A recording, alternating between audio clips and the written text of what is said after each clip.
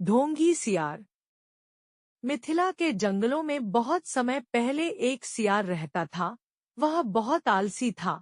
पेट भरने के लिए खरगोशों व चूहों का पीछा करना व उनका शिकार करना उसे बड़ा भारी लगता था।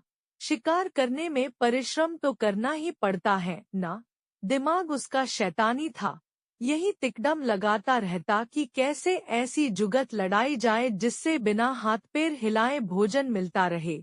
खाया और सो गए। एक दिन उसी सोच में डूबा वह सियार एक झाड़ी में दुबका बैठा था। बाहर चूहों की टोली उछलकूद व भागदौड़ करने में लगी थी। उनमें एक मोटा सा चूहा था, जिसे दूसरे चूहे सरदार कहकर बुला रहे थे और उसका आदेश मान रहे थे। सियार उन्हें देखता रहा। उसके मुंह से लार टपकती रही। फिर उसके दिमाग में एक तरकीब आई। जब चूहे वहां से गए तो उसने दबे पांव उनका पीछा किया। कुछ ही दूर उन चूहों के बिल थे। सियार वापस लौटा। दूसरे दिन प्रातः ही वह उन चूहों के बिल के पास जाकर एक टांग पर खड़ा हो गया। उसका मुंह उगते सूरज की ओर था। आंखें बंद थी। चूहे बोलों से निकले तो सियार को उस अनोखी मुद्रा में खड़े देखकर वे बहुत चकित हुए। एक चूहे ने जरा सियार के निकट जाकर पूछा, सियार मामा, तुम इस प्रकार एक टांग पर क्यों खड़े हो? सियार ने एक आंख खोलकर बोला, मूर्ख, तूने मेरे बारे में नहीं सुना कभी? मैं चारों टांगे नीचे टिका दूंगा तो धरती मेरा बोझ नहीं संभाल पाएगी। यह डोल जाएगी। साथ ही तुम सब नष्ट हो जाओगे। तुम्हारे ही कल्याण के लिए मुझे एक टांग पर खड़े रहना पड़ता है। चूहों में खुसर पुसर हुई। वे सियार के निकट आकर खड़े हो गए। चूहों के सरदार ने कहा, हे महान सियार, हमें अपने बारे में कुछ बताइए। सियार ने ढोंग रचा, मैंने सैकड़ों वर्ष हिमालय पर्वत पर एक टांग पर खड़े होकर तपस्या की। मेरी तपस्या समाप्त होने पर एक टांग पर खड़े होकर तपस्या की। मेरी तपस्या समाप्त होने पर सभी देवताओं ने मुझ पर फूलों की वर्षा की।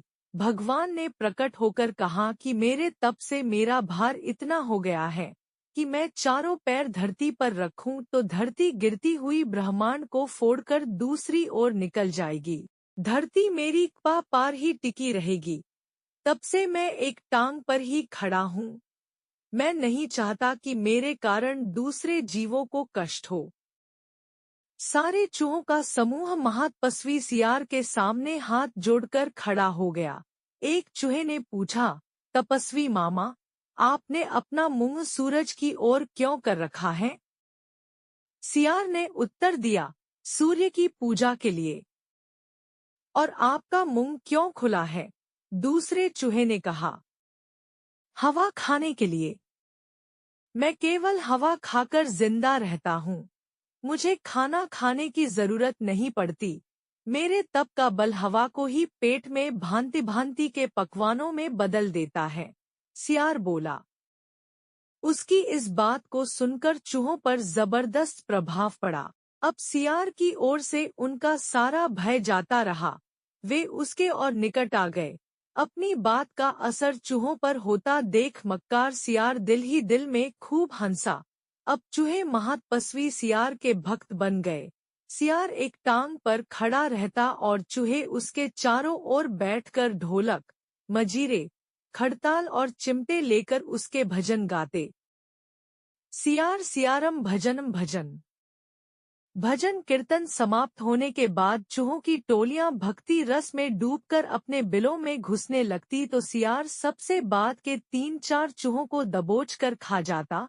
फिर रात भर आराम करता, सोता और डकारे लेता। सुबह होते ही फिर वह चूहों के बिलों के पास आकर एक टांग पर खड़ा हो जाता और अपना नाटक चालू रखता। धी चूहों की संख्या कम होने लगी। चूहों के सरदार की नजर से यह बात छिपी नहीं रही। एक दिन सरदार ने सियार से पूछ ही लिया, हे महात्मा सियार, मेरी टोली के चूहे मुझे कम होते नजर आ रहे हैं। ऐसा क्यों हो रहा है? सियार ने आशीर्वाद की मुद्रा में हाथ उठाया, हे चतुर मूषक, यह तो होना ही था। जो सच्चे मन से मेरी भक्ति लड़ेगा वह सशरीर बैकुंठ को जाएगा। बहुत से चूहे भक्ति का फल पा रहे हैं। चूहों के सरदार ने देखा कि सियार मोटा हो गया है, कहीं उसका पेट ही तो वह बैकुंठ लोक नहीं है जहाँ चूहे जा रहे हैं। चूहों के सरदार ने बाकी बचे चूहों को चेताया और स्वयं उसने दूसरे दिन सबसे बाद में बिल में घुसने का निश्चय किया। भजन समाप्त होने के बाद चूहे बिलों में घुसे। सियार ने सबसे अंत के चूहे को दबोचना चाहा। चूहों का सरदार पहले ही चौकन्ना था। वह दांव मारकर सियार का पंजा बचा गया।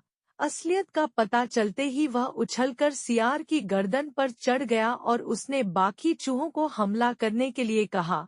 साथ ही उसने अपने दांत सियार की गर्दन में गड़ा दिए।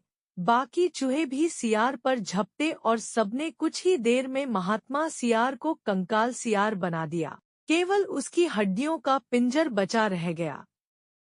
सीखा ढोंग कुछ ही दिन चलता है, फिर ढोंगी को अपनी करनी का फल मिलता ही है।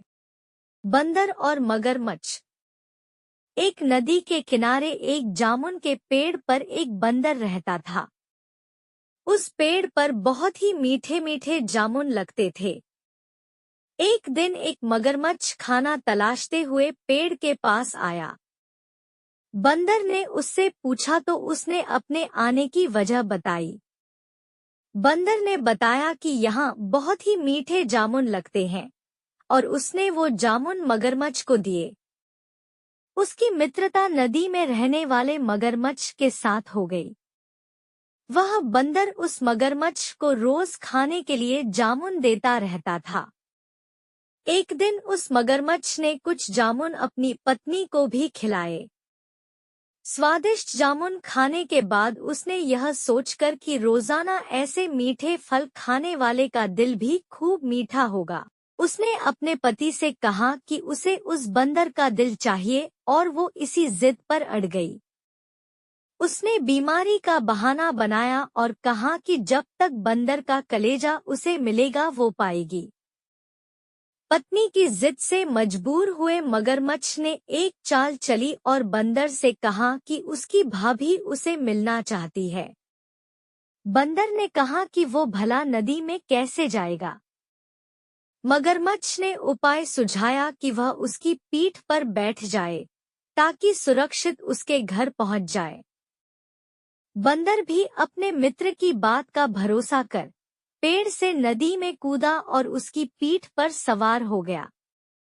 जब वे नदी के बीचों बीच पहुंचे, मगरमच्छ ने सोचा कि अब बंदर को सही बात बताने में कोई हानि नहीं और उसने भेद खोल दिया कि उसकी पत्नी उसका दिल खाना चाहती है।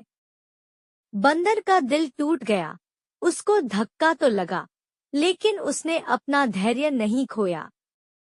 बंदर तपाक से बोला, ओ मेरे मित्र, तुमने यह बात मुझे पहले क्यों नहीं बताई, क्योंकि मैंने तो अपना दिल जामुन के पेड़ में संभाल कर रखा है। अब जल्दी से मुझे वापस नदी के किनारे ले चलो ताकि मैं अपना दिल लाकर अपनी भाभी को उपहार में देकर उसे खुश कर सकूं। मूर्ख मगरमच्छ बंदर को जैसे ही नदी किनारे लेकर आया, बंदर ने जोर से जामुन के पेड़ पर छलांग लगाई और क्रोध में भरकर बोला, मूर्ख, दिल के बिना भी क्या कोई जिंदा रह सकता है? जा, आज से तेरी मेरी दोस्ती समाप्त।